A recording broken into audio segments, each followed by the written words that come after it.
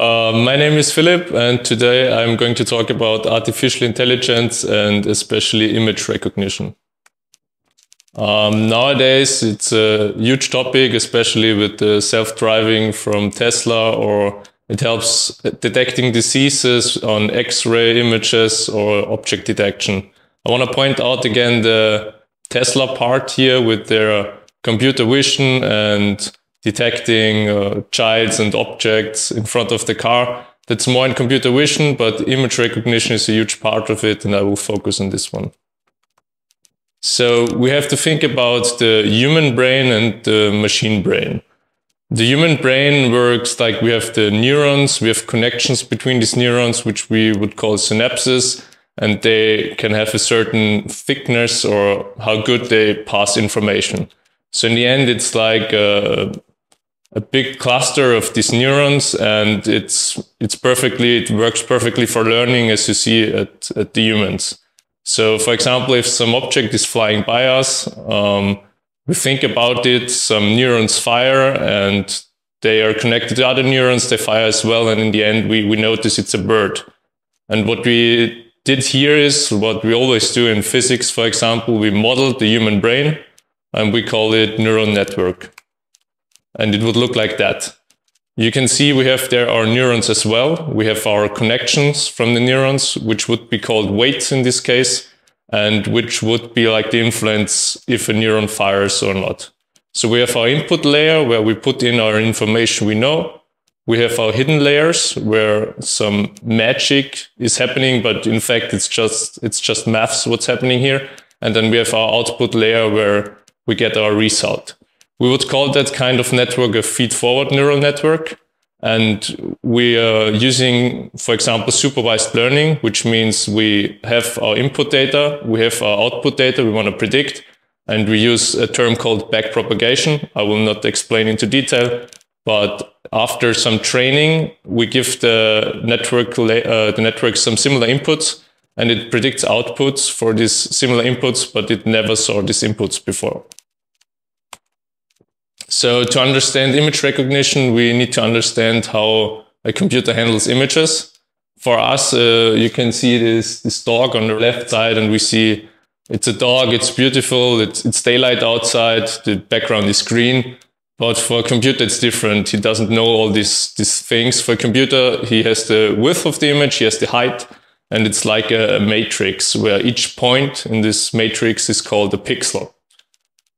This pixel has a color, and for the computer, it's using a space called RGB, which stands for green, red, green, blue, and it's the color space. So you would have 3 channels, a red one, a green one, and a blue one, and each one has an intensity, how much of this color is in this pixel.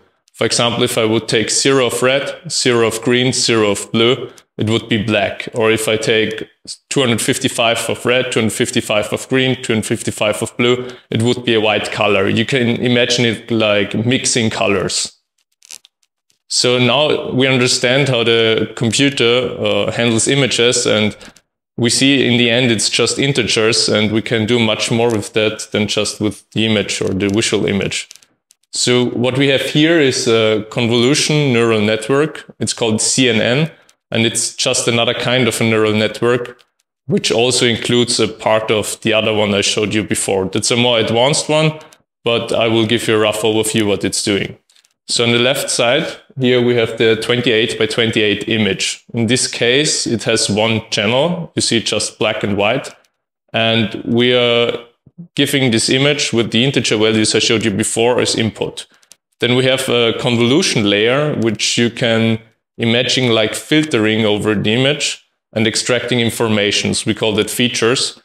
And we're trying to find certain patterns in the image which could help to distinguish between different cases.